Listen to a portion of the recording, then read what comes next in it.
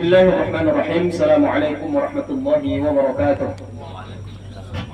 Alhamdulillahi rabbil alamin wa bihi nasta'in wa ala umuri dunya waddin wassalatu wassalamu ala asyrafil anbiya'i wal mursalin wa ala alihi wa sahbihi ajma'in. Ya ayyuhalladzina amanu taqullaha haqqa tuqatih wa la tamutunna illa wa antum muslimun. Wa qala an-nabiy sallallahu alaihi wasallam, man dalla ala khairin falahu mithlu ajrin fa'ilih.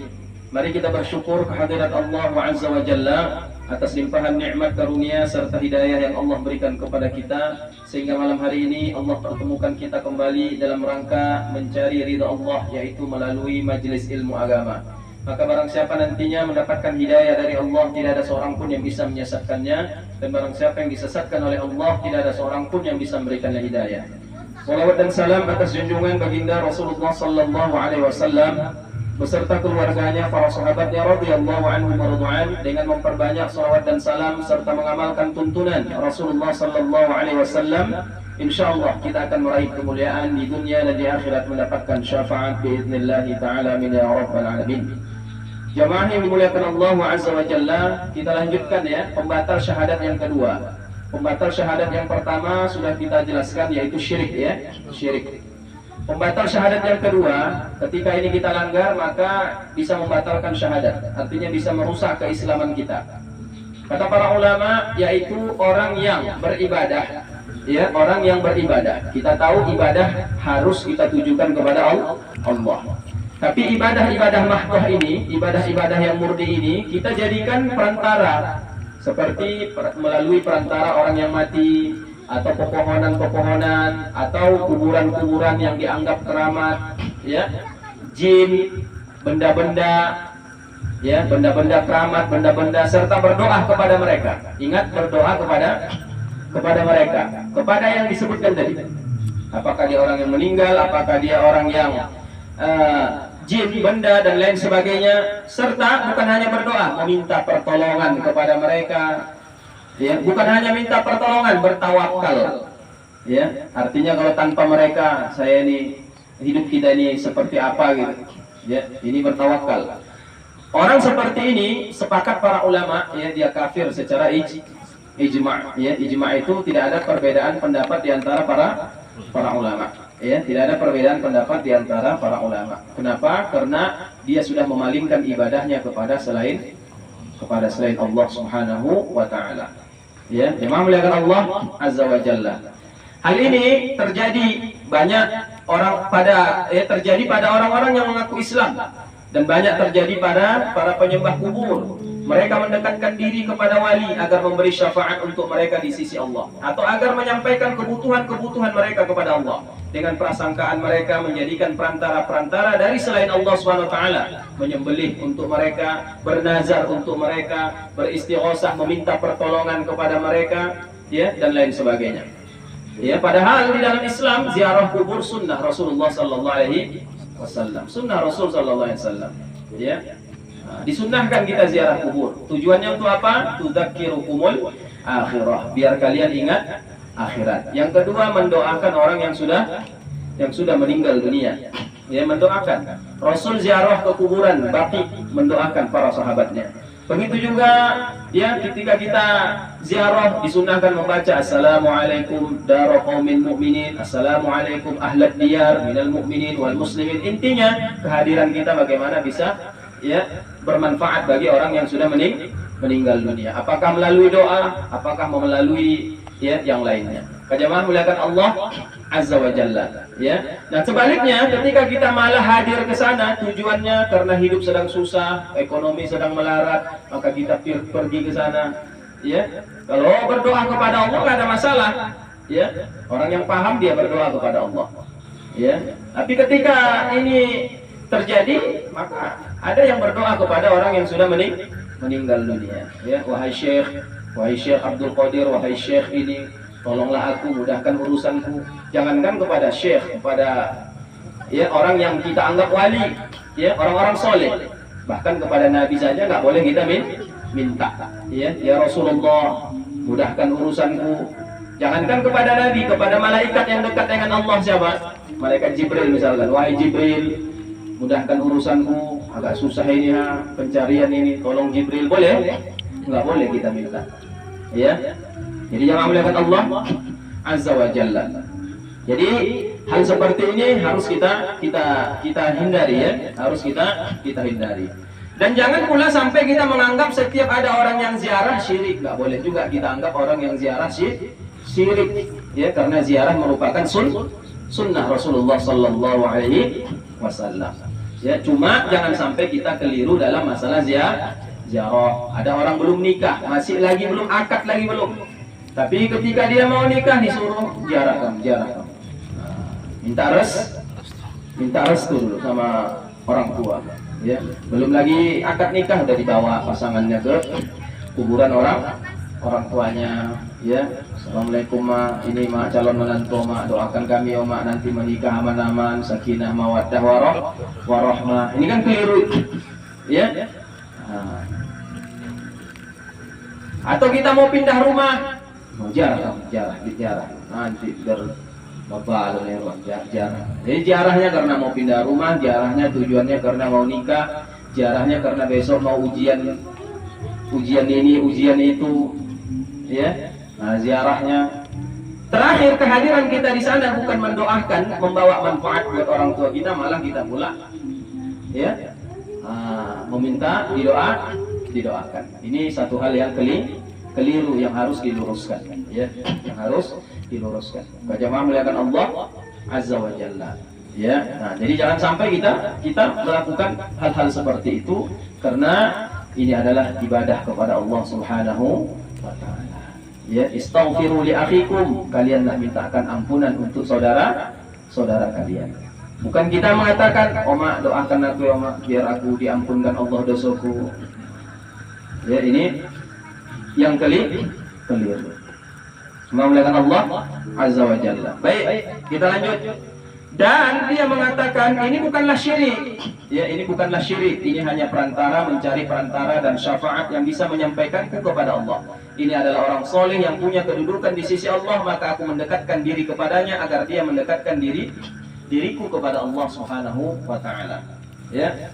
Nah, sampai ada yang sholat membayangkan wajah gurunya. Ya, sholat membayangkan wajah guru. Jadi ada imam zahir, ada imam ghaib. Ya. Saya pernah diskusi sama orang seperti ini. Dan dia mengakui sendiri. Ada imam zahir itulah imam. Ada imam ghaib. Imam ghaib siapa? Gurunya yang sudah meninggal dunia. Ya, meninggal dunia. Jadi dia bayangkan wajah gurunya karena dia merasa makhluk kotor sehingga melalui wajah gurunya yang orang soleh yang bersih supaya ibadahnya sampai kepada Allah Subhanahu wa Ta'ala. Ini perkara yang keliru. Ya, yang muliakan Allah Azza wa Jalla. Baik, kita lihat dalilnya firman Allah Subhanahu wa Ta'ala. Ala lillahi ad-dinul khalis walladzina ittakhadhu min dunihi awliya'a ma na'buduhum illa liyuqarribuna ila Allahi zulfa, dan seterusnya. Apa kata Allah dalam firman-Nya? Ingatlah, hanya kepunyaan Allah lah agama yang bersih dari syirik. Dan orang-orang yang mengambil pelindung selain dari Allah, ketika mereka diingatkan maka mereka akan menjawab, kami bukan menyembah mereka.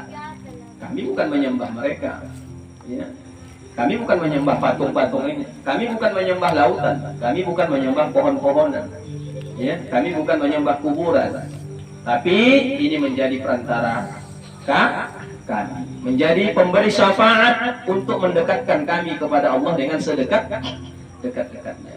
Sesungguhnya Allah akan memutuskan di antara mereka tentang apa yang mereka berselisih padanya. Sesungguhnya Allah tidak menunjuki orang-orang pendusta dan sangat ingkar. Surah Az-Zumar ayat 3. Ya.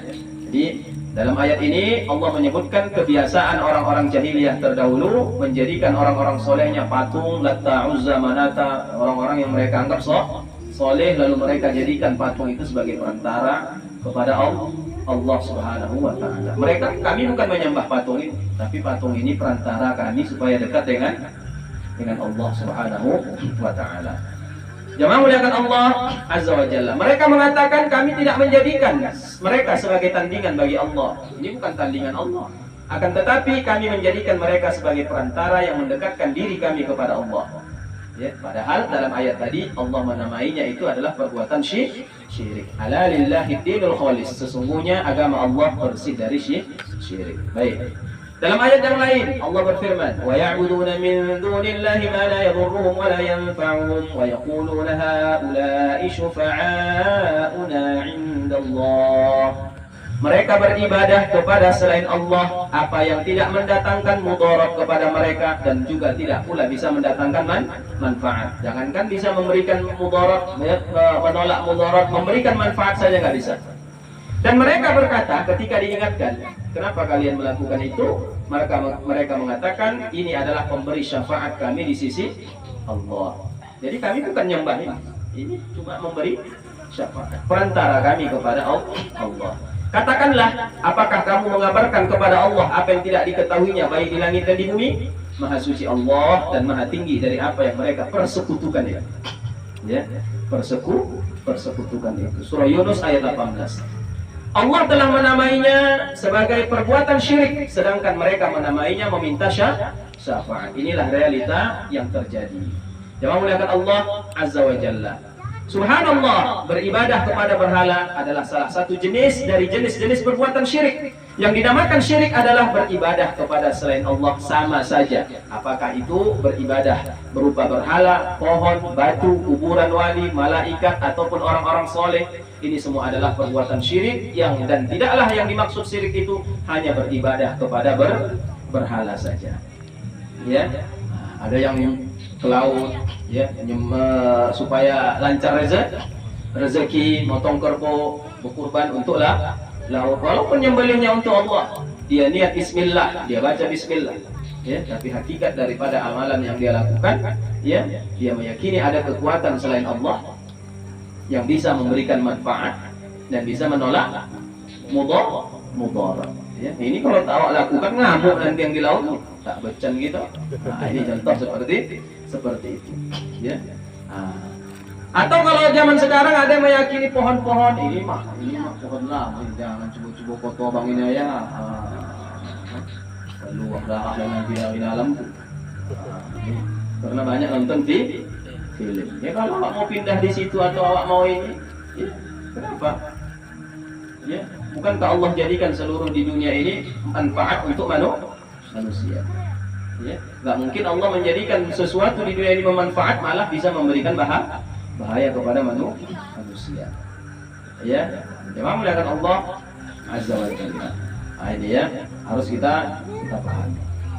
Baik, Allah berfirman, "Qul ud'u alladziina za'amtum min dunillahi la yamlikuna mithqala dzarratin fis samawati wala fil ardi wa ma lahum fiha min syirkin wa ma lahu minhum min dhahir." Katakanlah, serulah mereka yang kamu anggap sebagai Tuhan selain Allah. Mereka tidak memiliki kekuasaan seberat zarrah pun. Artinya nggak ada saham mereka di langit dan di bumi. Apa yang kalian takuti, apa yang kalian anggap bisa mendatangkan manfaat, bisa menolak mudarat, itu sahamnya pun nggak ada di dunia ini, penciptaan langit dan bumi. Ya. Dan sekali-kali tidak ada di antara mereka yang menjadi pembantu bagi Allah Subhanahu wa Ta'ala. Yang menciptakan langit dan bumi, Allah nggak punya kawan, nggak punya syarikat, la syarikalah. Ya. Tidak ada sekutu Allah, tidak ada kawan Allah dalam menciptakan langit dan bumi. Allah tinggal katakan kun fayakun, jadi maka jadilah. Ya, memang melihat Allah Azza wa Jalla. Allah kita meyakini, ini kalau nanti tak dia apa nanti bisa begini, bisa begitu. Ya, kalau tak disyarati nanti, ya, Allah. Ya, sampai nanti membeli kereta pun, udah kau apa ini, udah kau apa? Ya.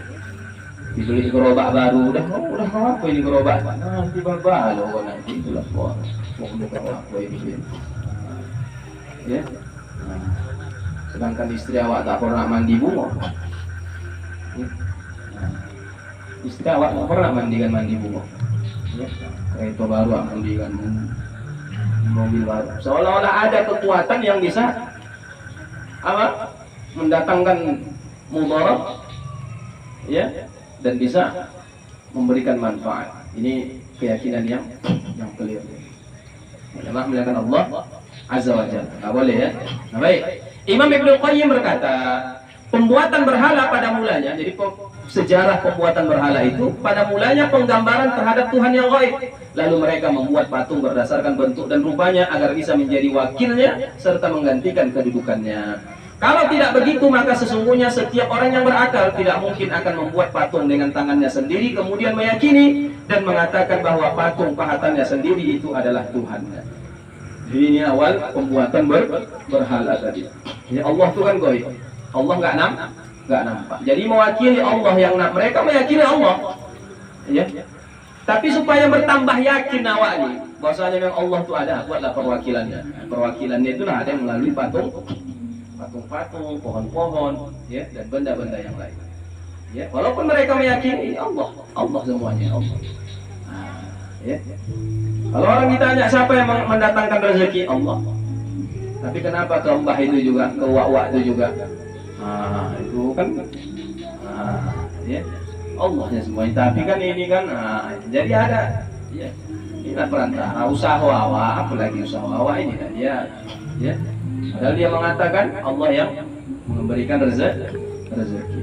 Nah, ini keliru.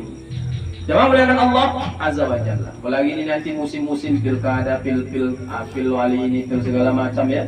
Nah, itu yang pertama sekali diyakini bisa mendatangkan manfaat dan mudarat apa? Kuburan. Ya. Nah, apalagi tahu awak ada di daerah kuburan itu keramat yang kalau datang semua hajat awak terpenuhi. Ya. Banyak yang datang, mau jadi calon PNS, mau jadi calon DPR, mau jadi calon ini, ya. Sampai kejadian di daerah mana itu ya, rupanya kuburan fiktif yang diolah, diisukan, disebarkan bahwasanya ini di dalamnya ada orang keramat. Ya. Terakhir tata kota memeriksa, langsung turun, ya, dicek, loh kuburan siapa ini? Kok banyak orang mendatangi segala macam. Akhirnya dicek kosong dalam. Rupanya jadikan ajang bisnis. Ya. Jamaah melihat Allah Azza wa Jalla. Sehingga nanti ada yang bawa makanan ke situ, ada yang bawa, ya, jadi bawa makanan ke kuburan. Ya, jadi makanan itu dibawa ke kuburan. Ya. Dan itu masih terjadi sampai hari ini. Ya, ini yang bawa apa ya? Bahkan jangankan itu, ada yang memuja Kiai Selamat kalau ini di Solo ya. Nah, ini bulan Muharram nih, bulan Muharram kan? Muharram nanti keluar ini. Nanti tengok di TV, biasanya ada itu di TV One atau di mana itu biasanya ditayangkan itu, diarak. Ini disebut Kiai Selamat. Ya. Jadi kerbau boleh, biasanya kerbau warna hitam. Dulu di masa jahiliyah ada unta itu nggak boleh sembelih sampai anak-anaknya nggak boleh. Ya, karena dikeramatkan. Kalau disembelih bisa sial. Ya, biasanya kerbau hitam ini putih pula. Ini kerbau aneh. Makanya dikeramatkan ya. Nah, ini biasanya setiap malam Asyura diarak keluar. Nanti di TV nampak, di YouTube masih ada. Ya. Nah, ini udah banyak ulama yang ingatkan. Ya. Tapi macam mana udah begitulah, kami kan bukan nyembahin. Nah, ini bahasanya kami bukan nyembahin. Nah, ini kan perantara ini itu. Nah, bedanya dengan Hindu yang menjadikan sapi, menjadikan kera segala macam ya sebagai ya. Nah, sehingga hewan yang tadinya ini halal, apa hukumnya ini? Halal ya. Kan kerbau hukumnya halal, bisa jadi haram. Ya, bisa jadi haram. Sama halnya nanti tuh ada kali atau apa itu diisukan, ini nggak boleh ikannya diambil, ini ikannya mau makan mati, orang yang makan udah mau mati. Ya. Ada yang makan durian mati. Apakah ini jangan makan durian nanti mati? Enggak. Ya. Ini dah ikan turun temurun penunggunya ini macam-macam itu biasanya tersebar. Padahal ikan hukumnya halal. Ini padahal salah satu kenikmatan hewan itu mati ketika disembelih. Ya. Nah, ini 2 ekor keturunan Kiai Selamat. Namanya Kiai Walas dan Nyi Asih. Ya. Ada namanya. Nah, ini kotorannya kalau dia berak di jalan jadi obat. Jadi mereka yakini, ya. Nanti kalau saya bicara bohong nanti cek di YouTube masih ada. Ya. Bahkan di waktu itu di siaran apa Trans ya. Sampai selevel Tukul Arwana kembali ke laptop saya dulu ya, yang beberapa tahun lalu saya lihat membahas Kok bisa sampai begitu? Kalau ibu entah sakit gigi tinggal colek saya sembuh. Ya, diyakini ya, yakin ya. Yakin. Nah, ya. Masuk angin di kaco dia minum tuh. Anginnya terbuang. Ya. Kenapa? Keluar dengan muntah. Ya. Itu anginnya terbuang. Ya. Nah, ini berebut nih, bayangkan sampai selevel seperti itu. Ya. Padahal dalam mazhab Syafi'i kotoran itu najis. Ya. Segala yang sesuatu yang keluar dari depan dan dari belakang najis. Ya, kecuali mani. Dalam mazhab Syafi'i mani tidak najis. Tapi kalau keluar wajib mandi. Ya. Kenapa mani tidak najis? Karena mani adalah asal penciptaan manusia. Sementara muslim itu tidak najis. Kalau mani najis berarti semua kita ini benar najis. Dalam mazhab Syafi'i mani itu tidak najis. Ya, tapi kalau keluar wajib mandi. Ya, yang olehkan Allah Azza wa Jalla. Satu, yang kedua, ketika Ibunda Aisyah menceritakan, ya, mani mengkorek sperma di kain Rasul Sallallahu Alaihi Wasallam. Korek. Kalau najis berarti dibersihkan, dicuci. Ya, ya jangan olehkan Allah Azza wa Jalla. Kotorannya jadi obat. Ternyata ada kasus dan itu sempat gempar dulu, yang masuk TV itu. Ya, ada yang bunuh. Ya, ada yang dia mau bismillah, ada macam dibunuh, ya, mati. Dan tak tahu siapa ya. Akhirnya dikapani, dikuburkan layaknya seperti manusia. Ya, didoakan, jadi mana tahu ada pertanyaan karena akhir atau apa, jadi didoakan. Ini di Iran ya, kuburan Imam Hussein. Ya, itu sampai jalan ke sini merangkak dulu awal. Itu di videonya masih banyak itu beredar. Merangkak baru sampai ke kuburan Imam Hussein. Dan mereka meyakini macam-macam. Kalau udah sampai ke sini nanti segala hajat, segala ini ya akan dikabulkan. Ya, kalau ditanya kami bukan nyembah ini. Ya, jadi kami ini hanyalah perantara kepada Allah Subhanahu wa Ta'ala. Ya. Ada yang pakai begini ya, keris letak di situ, ini segala macam lah ya hari ini. Yang olehkan Allah Azza wa Jalla, ada yang pohon ya. Jadi pohon itu diyakini bisa ini bisa itu. Apalagi kalau ada yang melanggar di pohon itu semalam, itu cepat-cepat disiram ya, biar tidak menjadi ya kesialan ya. Nah, ini sekarang masih ada. Ya, mudah-mudahan di sini yang masih mengamalkan bisa ditinggalkan. Ya, macam ya, pakai sesajen. Ada yang muja, ada yang larung ke laut, ya, sesajen ke laut. Ini sambil pakai zikir-zikir, ya, dihiasi dengan amalan-amalan Islam. Ya, jadi larung ke laut, campakkan ke laut. Ya, kan makanan ya, mubazir ya. Mubazir. Ya. Tiba bapak dapat seperti ini di laut, boleh dimakan? Wah, nampak pisang labung, apel lanyut di laut, boleh bapak makan nggak? Boleh. Sayang mubazir itu. Ya, boleh dimakan. Karena dia bukan bentuknya sembelihan. Ini fatwa para ulama. Segala sesuatu barang yang sudah ditinggalkan tidak ada pemiliknya maka halal dimakan. Ya, boleh makan. Ada larung nomor, rajo, tiba ada makan. Tiba besok yang punya datang menengok, sama habis lah, hati lapar boten penunggu. Awak yang penunggu lautnya makan. Awak penunggu lautnya makan. Ya. Kemarin saya ngisi di perdagangan. Jadi dia hadir ke sebuah pesta, dia cerita, ya, yang sudah ngaji. Saya Ustaz hadir sebuah pesta. Di tempat saya itu masih ada yang gantungin pisang di tempat apa? Nanti pesta biasanya yang ada pisang itu. Ini lain Ustaz, bukan pisang mau dipetik. Jadi pisang tadi, ya, pas di atas saya. Tinggi pula, kalau rendah kan bisa dipetik untuk makan kan. Kalau dulu piring letak sepiring ya, letak di kamar-kamar kosong atau di mana, Ya, nah, itu diyakini perantara biar nanti eyang atau apa nenek-nenek kita yang sudah meninggal dulu buyut-buyut, ya, jadi perantara supaya acaranya barokah, tak mengganggu ini. Ya. Sekarang masih ada itu? Ada, udah nggak ada lainnya. Ya, yang muliakan Allah Azza wa Jalla. Dan itu diyakini kalau nggak dibuat begitu, ya, ini bisa bahaya.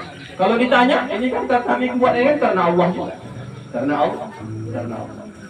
Artinya apa? Di mana letak kesyirikan itu? Meyakini ada kekuatan, ya. Nah, selain kekuatan Allah Subhanahu wa Ta'ala. Apakah dia itu berbentuk arwah? Apakah itu berbentuk, ya, benda dan lain-lain. Nah, ini. Yang memuliakan Allah Azza wa Jalla. Ya. Nah, nanti ada sedekah bumi, sedekah darat, sedekah ini, ya, masih ada tradisi-tradisi seperti ini. Ya. Nah, ini di Bali, ya. Nah, acara di Bali. Baik, jamaah muliakan Allah Azza wa Jalla. Mari kita lihat beribadah itu sekelumit gambaran saya, nanti bisa di searching banyak, ya. Keadaan-keadaan, video-videonya juga banyak. Beribadah dan berdoa pada Allah secara langsung tanpa melalui perantara. Syafaat itu diminta pada Allah tanpa melalui perantara. Kemudian kita pun bertawakal pada Allah tanpa melalui perantara, karena Allah Subhanahu wa taala berfirman, ini lebih amannya, ud'uni astajib lakum, berdoalah kepadaku niscaya akan kuperkenankan bagimu.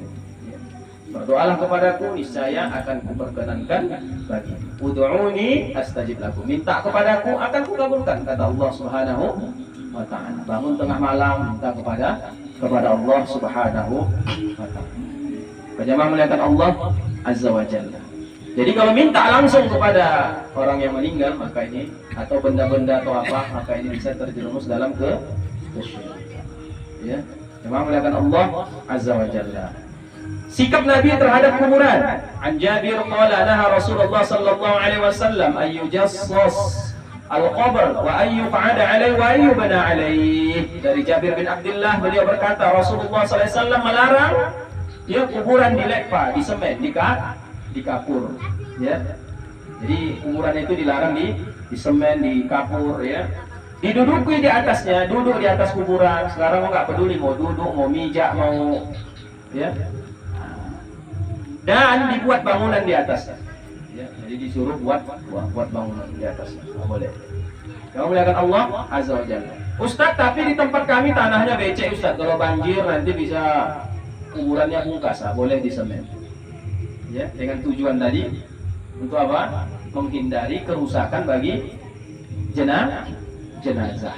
Atau tempat kami masih banyak binatang buas, Ustaz. Nanti dia digali sama harimau, boleh disemen untuk dikeraskan. Ya, keraskan. Tapi hanya sekedar untuk itu saja. Jelas, ya. Tapi kalau dikasih lampu, dikasih AC, kasih apalah, ya. Sampai di daerah mana itu? Yang kalau awak ke situ macam jadi pariwisata kuburan. Ada kemarin, ya. Di daerah mana? Jadi tempat pariwisata. Karena kuburannya warna-warni. Warna kuning, warna hijau. Jadi orang ke situ bukan malah menambah ingat akhirat, malah, ya. Itu kemarin ada saya lihat di medsos. Jadi tempat wisata, ya. Dibuat pondok-pondoknya untuk makan-makan di situ, ya, tempat istirahat, ya. Akhirnya orang datang sana banyak berselfie, ya. Padahal kuburan itu dibuat sederhana itu supaya apa? Orang nengok teringat dia mati. Ini yang tempat nanti, ya. Tanah saja, ya, orang pun ingat, mak dulu bapak yang kayuan ya, mobilnya mak bodi pun di garasinya, ya. Kalau istri bapaknya 4 pak, ya, rumahnya saya di mana-mana, tapi ini juga lah tempatnya, ya. Jadi orang akan terkesan ingat akhirat. Jangan melihat Allah Azza. Tapi kalau dihiasi dia warna-warni, dikasih ini indah nampak, sehingga di situ hilang keseraman daripada kuburan, ya. Malah ini makan jadi bahaya, ya. Sehingga orang nanti sama enak juga mati, ya. Nah, terus cepat mati lah, biar cepat sampai ke situ. Nah, jangan melihat Allah Azza wa Jalla, ya. Jadi boleh di semen, ya. di semen sekedarnya dengan tujuan tadi untuk menjaga. Ya, Allah Ta'ala alam. Di antara hikmahnya kata para ulama fikih, seandainya habis tanah, ya habis tanah, sementara kuburan semuanya di semen, ini kan bisa memudaratkan orang yang belum mati. Jadi kalau tanah saya tinggal gali, ya kalau dia sudah tulang belulang di situ, udah tinggal timbun saja. Makanya hari ini kesulitan tanah di Jakarta ya, sampai orang belum meninggal sudah bayar, udah jatah tempat ya, ini tempat gue ada bulanan, sampai nanti dia meninggal dunia. Tapi Ustaz kan di tempat kita kan masih banyak tanah ya, hari ini masih banyak. Ada 5-10 tahun ke depan orang sudah bangunin tanah saya pun udah makin berkurang, ya makin susah ya. Jangan melihat Allah Azza wa Jalla. Jadi ini harus kita pahami. Baik, an Abi Hurairah radhiyallahu anhu qala Rasulullah sallallahu alaihi wasallam la taj'alu qabri 'idan. Dari Abu Hurairah radhiyallahu anhu dia berkata Rasulullah sallallahu alaihi wasallam bersabda, janganlah kalian menjadikan kuburanku sebagai tempat perayaan 'idan. Jadi Nabi melarang la taj'alu qabri, janganlah kalian jadikan kuburanku sebagai tempat perayaan. Wa sallu alayya, bersolawatlah kepadaku. Cukup kalian bersolawat kepadaku. Fa inna salatakum, karena solawat kalian sampai kepadaku dimanapun kalian berada. Karena ada malaikat yang ditugaskan untuk menyampaikan ya salam umat Rasul kepada Rasul Sallallahu Alaihi Wasallam. Ya, kata Nabi, jangan jadikan kuburanku sebagai tempat perayaan.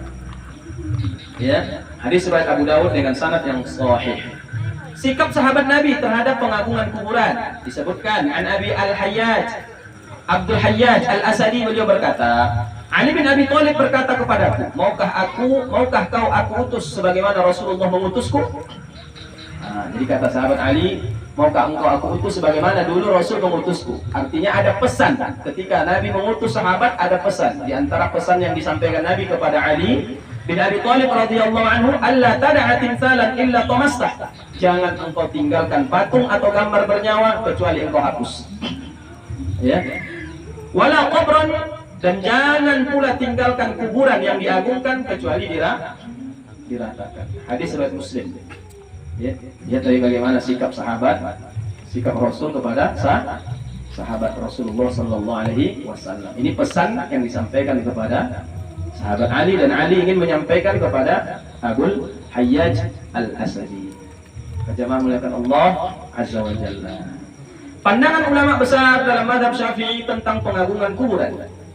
Ya, ulama besar ahli tafsir yang bermadzhab Syafi'i, Imam Al-Hafidz Ibnu Katsir berkata, asal penyembahan terhadap berhala adalah sikap berlebihan terhadap pengagungan kuburan dan penghuninya. Inilah asal kata Imam Ibnu Katsir, ya, penyembahan berhala karena ada pengagungan terhadap kuburan. Al-Imam Syafi'i berkata, wa akrahu an yu'azzama al-makhluq, dan aku benci makhluk yang diagungkan sampai kuburannya dijadikan sebagai masjid karena dikhawatirkan adanya fitnah untuk dirinya dan orang-orang setelahnya. Ya, ini kata Al-Imam Asy-Syafi'i, disebutkan dalam kitab Majmu' Al-Imam An-Nawawi. Ya, jemaah muliakan Allah Azza wa Jalla. Ya, aku benci kalau ada makhluk yang diagungkan, dimuliakan, bahkan dijadikan kuburannya itu sebagai kiblat masjid. Ya, aku benci kata Imam Syafi'i. Ya, karena khawatirnya orang-orang sesudahnya, sehingga orang akan menganggap lebih mulia sholat yang ada masjid kuburannya daripada yang tidak ada kuburannya. Atau semakin zaman jauh dari agama, orang akan menganggap, ya, langsung aja niatkan untuk kuburan sholat. Dan nanti bisa jadi seperti itu, sebagaimana kisah umatnya Nabi Nuh alaihissalam, ya, yang mana orang-orang soleh penyebar dakwah pada saat itu, ya, dijadikan patungnya tujuannya untuk apa? Untuk mengenang awalnya. Lama-lama 100 tahun kemudian dakwah jauh, akhirnya jadi sembahan di negeri Syam. Ya, jemaah muliakan Allah Azza wa Jalla. Al-Imam Syafi'i berkata, wa qad ra'aitu minal wala, Dan aku telah melihat para waliul amr, pemimpin muslim di Mekah.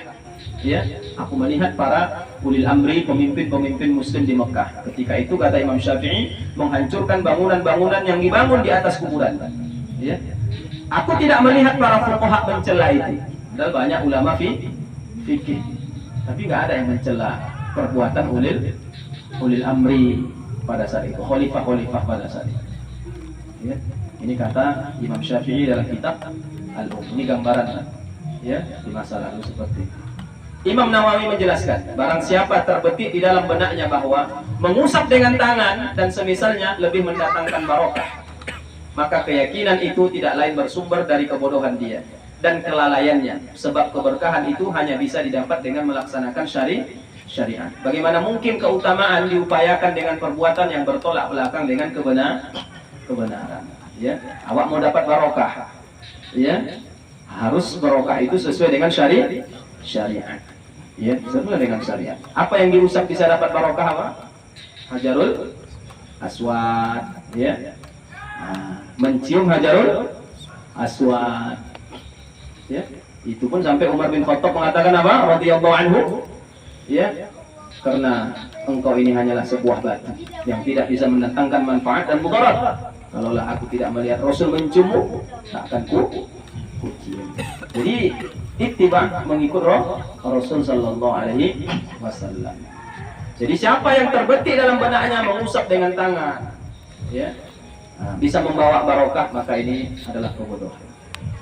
Imam Al-Ghazali, ulama besar dalam mazhab Syafi'i, beliau berkata, sesungguhnya mengusap dan mencium kuburan merupakan adat kaum Yahudi dan Nasrani. Ini disebutkan dalam kitab yang populer, Ihya Ulumuddin.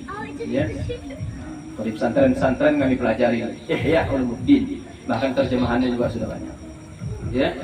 Jadi kata Imam Al-Ghazali, mengusap dan mencium kuburan merupakan adat kaum Yahudi dan Nasrani. Jadi tugas kita apa? Doa. Ya. Sampai kita usah elo-elo omak dalam yang sehat omak ya, pulang kami omak oleh pulang. Ya, kalau ayam bebeknya ya pulang deh. Ya, besok kawin abang ya, besok kawin lagi ya. Dia yakini bisa mendatangkan barokah itu, ini adalah kebodohan. Jadi tugas kita doa. Mereka butuh doa kita. Nanti kita rasakan. Ya. Yang memuliakan Allah Azza wa Jalla.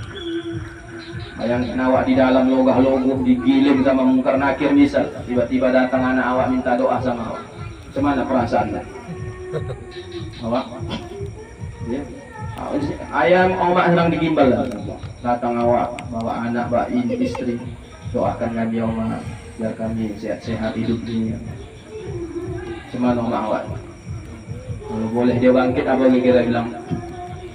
Oh telah kau anak tak belajar.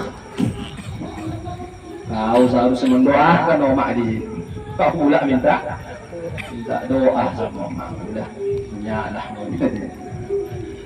Jangan baru tu ini ada. Memuliakan Allah Azza wa Jalla. Baik ya, ini kata Imam Al-Ghazali. Ya, semoga Allah Ta'ala menjaga akidah kita dari hal-hal di atas. Demikian kajian kita malam hari ini, karena ada uzur syar'i ya yang harus menyegerakan kita untuk ini biar konsentrasi.